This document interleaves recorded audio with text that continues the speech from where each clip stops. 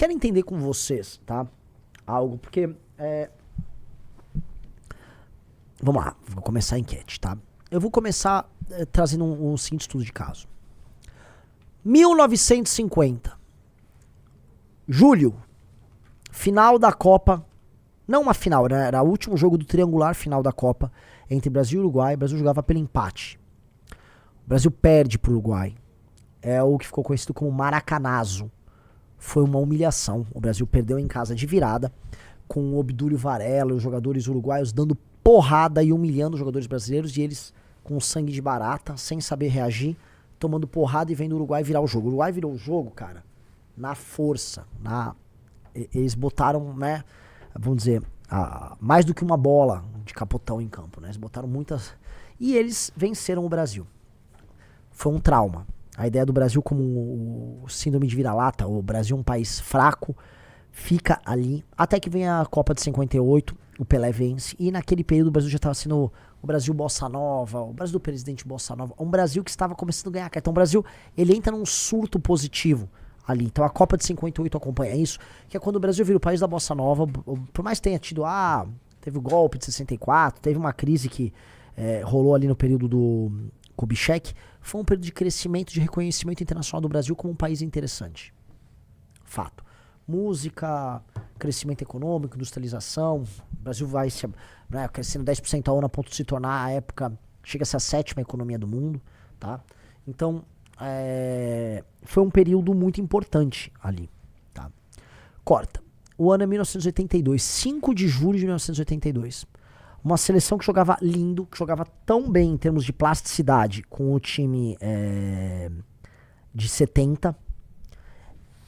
Ele perde para a Itália, naquilo que foi conhecido como o desastre do Sarriá. Foi um desastre. O Brasil inteiro chorou.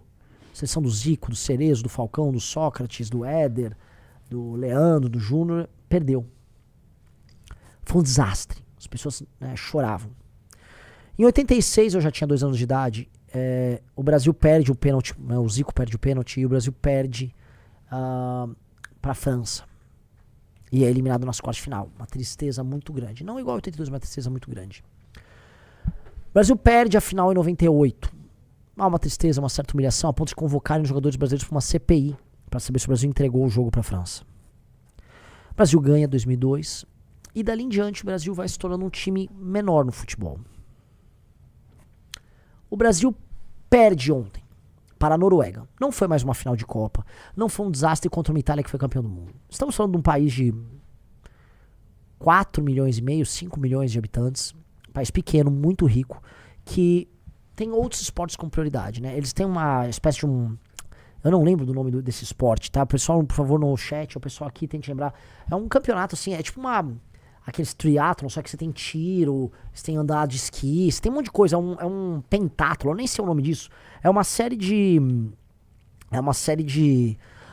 atividades ali esportivas, né, mescladas. Os noruegueses amam isso. Os noruegueses amam esqui, amam snowboard, amam handball e gostam de futebol. A Liga Norueguesa de Futebol nem é uma liga muito importante. Pois bem, este país, que nem vê o futebol como esporte principal e que está se divertindo na Copa do Mundo, eles foram na Copa do Mundo para se divertir. Esse time eliminou o Brasil. Eliminou e tirou onda, tá? Eliminou e tirou onda, botaram os brasileiros na roda. E eu queria muito saber, né? Como é que deu a enquete, Riso? Deixa eu ver. 56% indiferente pro nosso público. 56% indiferente, vou botar 10% feliz. Ou seja, 66% das pessoas não estão nem um pouco chateadas com a derrota dos brasileiros. Aí vem 27% triste e 7% muito triste. Eu acho que, dado que o público nosso, o público que tá live é um público muito especial, isso claramente não recorda a população brasileira, mas dá o tom um pouco de um clima novo no ar. Que é o clima que eu acho que vocês já deveriam ter há muito tempo sobre a seleção brasileira e sobre os elementos culturais mainstreams do Brasil. A de que essa seleção ela representa uma arte decadente no Brasil. De que o Brasil no futebol só vive de história. E há muito tempo só vive de história. O Brasil que não é capaz, né? Que tem uma das torcidas que eu vi um inglês falando sobre isso, mais arrogantes que tem. Ela vai pra Copa, aqui é penca, cala a boca, aqui é penca. Beleza, legal. Uma parte disso, se você for fazer como pra sacanear e brincar, se torna um elemento lúdico. Mas não é um elemento lúdico. Virou um triunfalismo de um passado que ninguém mais tem nada a ver. A última vez que o Brasil foi campeão foi em 2002. Foi 24 anos atrás. A ganhou 2002 e ganhou 94. Já tinha passado um outro período de sem ganhar título de 24 anos. E o período em que o Brasil realmente foi o melhor país do mundo no futebol foi um período que vai de 58 até 70. 74 já não era mais. A Europa já tinha dado um pau. Joga lá, chega a ter um respiro com a geração Zico, mas não ganha título. E volta a ganhar título com uma geração muito especial, que foi a geração Bebeto, Romário, Ronaldo. Duas gerações ali que foram muito geração Dunga, vamos colocar aí. E dali em diante não ganhou mais nada. E a real é que tende a não ganhar mais nada. Mas que fica viajando por aí pelo mundo, dizendo, não, aqui é penta, tem que respeitar, tem que respeitar. Tanto que um dos gritos do torcedor brasileiro típico é, tem que respeitar. Quando você precisa falar pra outra pessoa que outra pessoa tem que te respeitar, quer dizer que outra pessoa não te respeita. E a coisa começa assim. O Brasil é visto como um cachorro sem dentes. Palavras do Orlando Lima, muito sóbrias. O Brasil é um cachorro sem dentes. Ele acha que é muito brabo, mas ele não morde ninguém. E os gringos perceberam isso. Os gringos perceberam que os jogadores brasileiros são fragilizados porque parece que eles carregam uma herança muito pesada de um passado glorioso que não tem nada a ver com eles. E aí eles ficam permanentemente sob pressão porque o time brasileiro só pode vencer a Copa. A única coisa que ele pode fazer é vencer a Copa. E o torcedor só espera vencer a Copa porque é uma seleção pentacampeã e não sei o quê. E aí as pessoas precisam acordar para um problema. Eu vou usar essa analogia do futebol para trabalhar com todo o resto. O Brasil não é! Não é! E todo mundo sabe, uma das maiores nações no futebol há muito tempo. O lugar que fabrica os melhores jogadores do mundo chama França. O time que pratica futebol bonito chama-se França. O melhor jogador do mundo nos últimos, vamos botar aí, 50 anos é o Messi. Outro muito grande foi o CR7. Nenhum deles é brasileiro. O Brasil não é o maior formador de jogadores. O Brasil não joga um futebol encantador pros olhos. Não é. Só que chega a Copa do Mundo, a gente tem que entrar naquele surto de ficar se auto-enganando, ficar mentindo pra esse papo. Não, aqui é Brasil, tem que respeitar, é penta. Quem foi penta? O Pelé ganhou 3 títulos, a geração do Ronaldo, do Romário, né, venceu ali 2 e foi pra uma final. Temos que respeitar eles, mas eles estão velhos, eles não jogam bola mais. Romário é senador, Pelé morreu. Os jogadores atuais sequer mantêm uma certa tradição. Eu vou dar um exemplo. Quem dos jogadores dessa seleção que gosta de falar, aqui é penta, tem que respeitar. Qual dos jogadores dessa seleção, meus amigos, foi no enterro do Pelé? O Pelé morreu. Foi 2022 ou 23? 23? Pelé morreu em 23, o maior jogador da história, brasileiro. Morreu em 23. Deixa eu fazer uma pergunta pra todos vocês. Alguém foi no enterro do Pelé? Eles querem as 5 estrelas, que pelo menos 3 se devem ao Pelé. Alguém foi no enterro dele? Alguém se digna a falar com o Zagallo?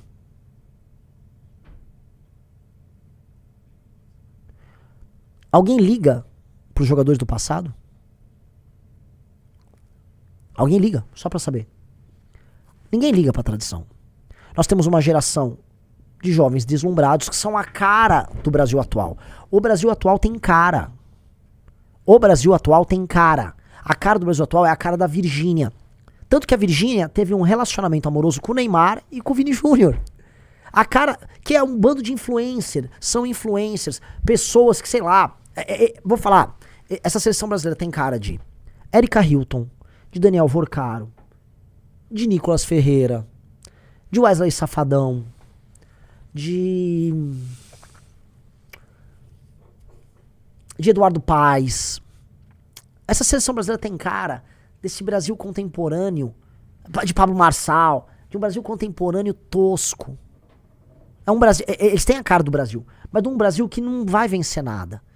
Esse Brasil nos moldes, nós sabemos, é um Brasil de malandro, o Brasil vendedor de bet. O Brasil do influencer vendedor de bet não ganha e não merece ganhar. E tá aqui a provocação, porque eu gravei vídeo sobre isso, tem gente batendo, você não entende futebol, isso aqui não é um papo sobre futebol. Isso aqui é um papo sobre povo. Se a seleção brasileira conta tanto pro povo brasileiro, então vamos falar sobre o caráter da seleção brasileira e o caráter do povo brasileiro. Tá? Vamos lá. Vamos lá, meus queridos amigos. A seleção brasileira, já que ela conta muito, ela é uma organização tocada pela CBF, que é tocada por membros do judiciário com uma grande influência do Gilmar Mendes, do IDP, a faculdade dele, que hoje é comandada por um presidente que vem da Federação de Roraima. Eu nem sei se existe futebol em Roraima. E se existe é irrelevante. O presidente da CBF é presidente da Federação de Roraima, que nem torce para um time de Roraima, ele torce para São Paulo. Não sei o que, Chaldi é o nome dele. Samir Chaldi. O Samir tá lá por uma nomeação política. O filho do Gilmar Mendes estava comemorando que ele levou o Neymar pra Copa. E todo mundo sabe que o Neymar foi levado pra Copa a pedido dos patrocinadores, que iriam faturar mais com o Neymar indo pra Copa. Ora, a seleção brasileira é uma instituição mafiosa, tal qual outras instituições brasileiras. A CBF é uma instituição peremptoriamente mafiosa. Os jogadores têm a cara deste Brasil muito frágil intelectualmente, deslumbrado com a própria vibe, com as próprias aparições em redes sociais. São homens apaixonados pela visão que o mundo tem sobre eles, muito frágeis emocionalmente, e que não tem conexão com o brasileiro comum. Eu vou pegar um exemplo de uma outra derrota, que eu poderia falar das vitórias, mas vamos pegar uma outra derrota. No mesmo dia, há 44 anos atrás, dia 5 de julho de 82, perdi o Brasil. Vamos pegar um negócio, Riso? Por favor. Entra no YouTube e bota Voa, Canarinho, Voa. Eu quero pegar alguns... Voa, Canarinho, escreve 82, Voa, Canarinho. Eu quero mostrar pra vocês como os jogadores daquele time de 82, eles eram profundamente brasileiros. Eles eram brasileiros comuns. E depois eu vou pegar... Primeiro mostra esse vídeo. Eu quero que vocês entendam, assim, que aquilo eram brasileiros. E aí quando aquele time perdeu, igual esse time perdeu, os brasileiros sentiram que perderam. Hoje, eu não sinto que os brasileiros sentem que perderam. Dói muito menos, por mais que ainda doa pra muita gente. Porque pra muita gente, como se a seleção brasileira participar da Copa é um momento em que nós brasileiros podemos participar com destaque em alguma coisa. E aí essa pessoa se apropria disso, se apega a isso, e o Brasil perde e fica mal. Aí fica triste porque o Neymar chorou. Eu vejo muita gente que nos acompanha completamente neymarizado. Neymarizado. Ai, nossa, o Neymar... E eu fico deprimido com isso, porque, pô, se você não entendeu que o Neymar é parte do problema, é que você não entendeu mais nada, cara. Todo mundo tem seu bolsonarismo e seu lulismo. No futebol, muita gente nos acompanha. Não, mas o Neymar foi patético nessa história toda. O Neymar foi uma vergonha. Uma vergonha. A história toda, a participação dele nessa Copa, um ex-jogador em atividade, a história foi vergonhosa, tá? Então, achou lá o vídeo, Riso? Tá aqui na tela, não tá? Não tá. Eu quero que você ache o vídeo que mostra... Peraí, deixa eu só mudar o nosso aqui. Não consigo ver aqui pra te ajudar. O que é? Boa, tenta esse segundo.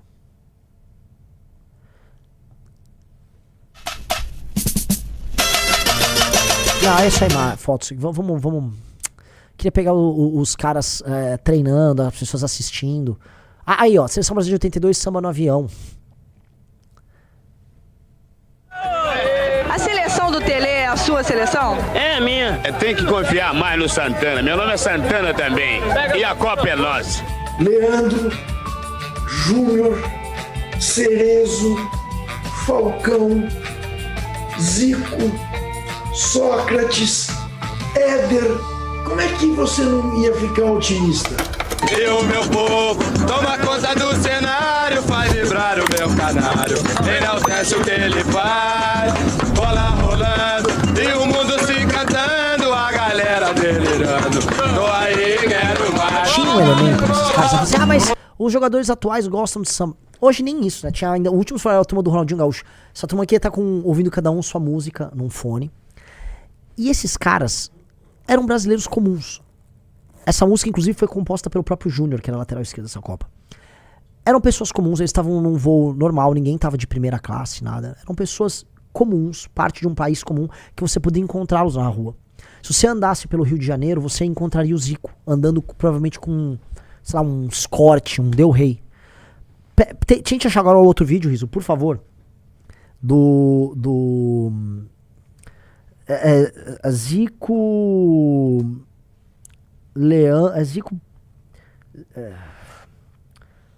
Zico, Corte, Leandro, 82. 86. Esse vídeo. Zico tenta convencer. Veja que mundo é esse.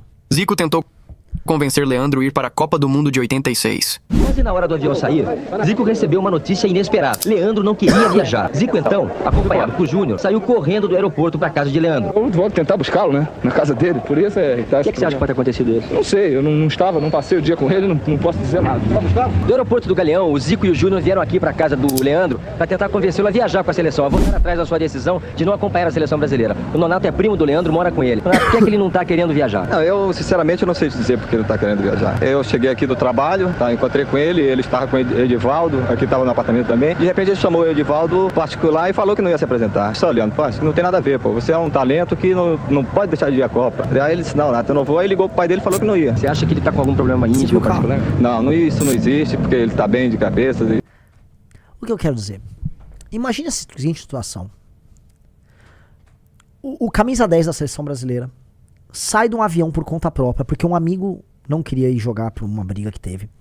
Ele pega o seu carro normal, Riso, e vai pra casa do outro cara que era uma casa comum, no Brasil, conversar com o cara pra convencê-lo a ir pra Copa. O que eu quero dizer é que era uma seleção brasileira feita por brasileiros absolutamente normais. Muito provavelmente o Zico pegou o seu carro, normal, e foi lá numa casa, provavelmente no Recreio dos Bandeirantes, na Barra da Tijuca, visitar o Leandro, que era um outro jogador, e a imprensa foi atrás. E o Zico, né, não era uma estrelinha, não foi um agente dele, era apenas um brasileiro normal, que morava lá no Rio de Janeiro, que jogava lá no Flamengo, e que era um astro da seleção. Você sofreria pelo Zico. O Zico perdeu 2 Copas ali, ele jogou 3 Copas, ele não ganhou nenhuma, jogou bem em 2 delas. Mas o Zico era brasileiro. O time de 82, quando perdeu, as pessoas todas choraram. Perguntem pros seus pais, tios ou avós, qual foi a sensação deles quando o Brasil perdeu em 82. É muito diferente da sensação que nós temos agora, dessa seleção desses jovens que vêm de baixo, vão jogar fora, ficam multimilionários e ficam vivendo essa vida de astros, passando maquiagem, com grandes contratos publicitários, vendendo bet.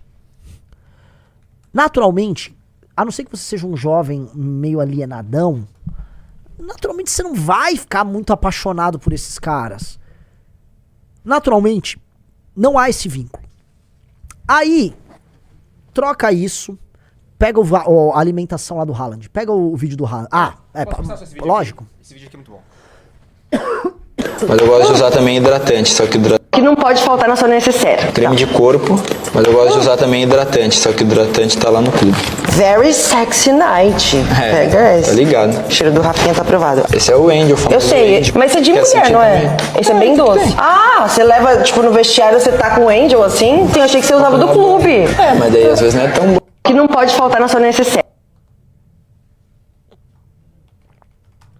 E aí? Agora, quem eu tinha pedido mesmo? O Haaland, né? Tem alguns do Haaland, não sei qual que é. Cara, qualquer vídeo do Haaland mostrando seu lifestyle. Eu vou apresentar quem é o Haaland. O Haaland é um cara de uma família de classe média da Noruega. O irmão do Haaland trabalha no Banco da Noruega. Um cara estudioso, tá lá trabalhando no banco norueguês. A irmã já tá com um bebezinho, uma moça comum. O Haaland é super discreto sobre sua vida pessoal. O que o Haaland mostra da sua vida pessoal é ele indo comprar seu leite cru, seu mel orgânico, seus bifes colossais e seu estilo de vida comum, de um super atleta, mas comum no sentido de que não há uma grande ostentação. Perguntaram pro Haaland o que ele pretende fazer quando abandonar a carreira. O Haaland quer ser um fazendeiro na Noruega, como muitos são. A maior parte das pessoas na Noruega, não a maior parte, mas a maior parte das cidades na Noruega são cidades muito pequenas. As maiores são Oslo e Bergen. E o resto são lugares pequenos, muito rurais, né? Os suecos ou os noruegueses, que são um bando de pescadores. Então, quando não é pescador, é um agricultor. Esse é o norueguês. Uma pessoa muito, muito comum. O Haaland, por mais que seja multimilionário, jogue no Manchester City, ele é um cara que se parece com um norueguês comum. E não só ele, o time todo da Noruega. Um norueguês comum não se vê tão distante de um cara como o Haaland. E o Haaland e a maior parte dos jogadores noruegueses vivem uma vida, para além dos holofotes, muito mais compreensível para um norueguês comum. Eu não paro por aí. Em grande medida, os próprios jogadores argentinos são assim. Vamos falar do próprio Messi. Tá lá com o mate dele, há uma certa discrição. Você consegue encontrar um vínculo, um fio condutor entre um argentino e um jogador da seleção argentina. Você consegue encontrar isso com a Noruega. Eu não consigo ver isso com a seleção brasileira. Eu acho que ninguém aqui consegue ver. E eu acho que se vocês refletirem isso, vocês vão começar a ver na seleção brasileira os problemas que nós vemos em quase tudo no Brasil. Entendeu? E eu falo isso com pesar, que eu gostaria, eu torci pro Brasil, mas eu não consigo gostar dos jogadores. A gente tá torcendo, quando torce pra seleção, cada vez mais pra uma ideia morta. Pra uma ideia que se foi. Eu vou ler aqui, veja só que interessante, declarações da imprensa internacional sobre a derrota do Brasil, tá? E vocês vão ver que é sobre isso, tá? The Guardian na Inglaterra. A eliminação do Brasil na Copa do Mundo levanta uma questão. Eles são mais uma marca do que um time? Veja só, Rizzo.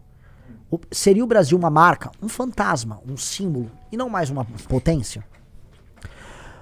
Jornal Marca, esportivo espanhol. Um fracasso inexplicável. O Brasil chegou à Copa do Mundo quebrado e nunca encontrou seu caminho. É um fim de um ciclo que já mostrava sinais de exaustão há muito tempo. É a necessidade de uma revolução urgente. Nem sei que ciclo é esse, mas tudo bem. TIC Sports Argentina. O Brasil perdeu a fórmula e não é de agora, mas sim há muito tempo. Quando falamos de jogo bonito, temos que perguntar qual foi a última grande conquista do Brasil. A grande conquista do Brasil, ou melhor, as grandes aconteceram antes da gente aceitar que o tal do jogo bonito é a nossa característica. E aí eu vou chegar num tema que eu e o Bisotto lançamos. Eu e o Bisotto temos discutido isso desde 2018 e agora começaram a fazer vídeos sobre isso. Isso foi, o Bisotto publicou artigo, eu já falo sobre esse tema também, já falei em lives, e agora a galera do futebol tá começando a falar. Que foi a Nike ter basicamente comprado a seleção brasileira nos anos 90, e ela vendeu pro mundo uma versão da brasilidade como um Brasil de acrobatas. Criaram um termo que nunca falaram no Brasil, que é o joga bonito. O joga bonito. Não, tem um jeito brasileiro de jogar que é o joga... Mentira! Não existe isso de joga bonito. O joga bonito. Não, cara, você tinha muitos jogadores habilidosos no Brasil, mas os brasileiros queriam ser competitivos. O Brasil era competitivo. Não adianta você jogar bonito e não ganhar. O pessoal voltava puta se não ganhava. Então criaram a ideia de que o jogar bonito é você ter jogadores acrobatas. E nossos jogadores, na maior parte, não eram acrobatas. Didi não era acrobata, Vavá não era acrobata. Nós tínhamos o Pelé, que também não era um acrobata. Ele tinha muita habilidade, mas ele era muito funcional. O Pelé fazia gol. Tinha o Garrincha, ele era um acrobata. Era um acrobata. E era um acrobata funcional. Só que aí pintaram uma imagem internacional sobre nós mesmos que nós somos acrobatas. Meninos que jogam bola na favela e que depois vão fazer acrobacia, piruetas. Isso é o joga bonito. Isso é uma mentira, cara. Nós aceitamos um papel internacional sobre nós mesmos em que nosso papel no mundo é entreter as pessoas, como se fosse o Harlem Globetrotters, que é um time de basquete de mentirinha, que faz grandes acrobacias e faz performances engraçadas. Harlem Globetrotters. O Brasil virou o Harlem Globetrotters do futebol. Com a diferença que nem mais temos habilidade. Os outros roubaram toda a habilidade. Os outros aprenderam a jogar bonito. Nunca existiu. O termo joga bonito foi inventado pela Nike. Nike inventou. Nós tivemos nossa personalidade definida pela Nike. Joga bonito parece o nome de programa social do Lula. É verdade. O Androne falou, até o Zico não era acrobata. O Zico nunca foi acrobata. O time de 82, que tinha um jogo bonito, não era um time de acrobatas. Era um time de toque de bola. Um time de jogo inteligente. O time de 70 fazia jogadas... Não era um time também de acrobata. Ninguém ficava lá dançando. Não tem nada disso. Era um time coletivo. Rivelino jogou numa outra posição. Gerson jogou outra. Todo mundo teve que se adaptar pra colocar os caras em campo. Time coletivo. E aí venderam, não, na verdade vocês são acrobatas. Porque isso é uma visão quase racista que eles têm sobre pessoas do terceiro mundo, que a ideia é que no terceiro mundo você faz acrobacias e piruetas, enquanto lá no primeiro mundo eles são organizados e disciplinados. Vocês entenderam? Um cara botou tipo bobo da corte, exatamente. E aí, enquanto falava, não, vocês são dançarinos, vocês são acrobatas, os ingleses chamam a gente de samba futebol. Eles sambam e jogam futebol. Mentira. A maior parte dos jogadores ouvem sertanejo, tá? E, cara, eles aprenderam a driblar, eles trouxeram jogadores das suas ex-colônias na África, montaram grandes times e o Brasil só perde. E é isso. É isso. Nós compramos esse papo. Ninguém ninguém em sã consciência consegue de verdade gostar ou se ver na figura dos jogadores atuais. Não à toa que o torcedor... Quem é o torcedor, Rizzo? Arquetípico desses jogadores. Quem representa o torcedor ideal desses caras? Eu tô jogando aí é um desafio. Quem é o torcedor brasileiro ou a figura que gosta de futebol brasileira mais famosa no mundo, que é um dos maiores influencers do mundo e é brasileiro? É o Luva de Pedreiro? Luva de Pedreiro. Entendeu? Luva de Pedreiro, ele é um influenciador de nada, ele é um sujeito que mal sabe falar. E ele é um torcedor de futebol. Fala, receba! Ele é um símbolo disso também. Agora, um jovem brasileiro cada vez menos se vê nesses caras. O Leonardo Guido falou, concordo, mas o lixo da França também não tem identificação nenhuma. Não tem, mas pelo menos eles pegam o que não tem identificação nenhuma com a França e transformam num time bom. Porque entram outros elementos como, por exemplo, competência, capacidade formadora. Aí é um outro problema, é um problema de gestão. A Federação da França, que eu não duvido que também não seja corrupta como a nossa, pelo menos faz um bom trabalho. Entendeu? A Federação Francesa faz um grande trabalho. Ponto. Chegou até aqui? Então não se esqueça de deixar o like e se inscrever no canal. Um forte abraço e nos vemos no próximo vídeo.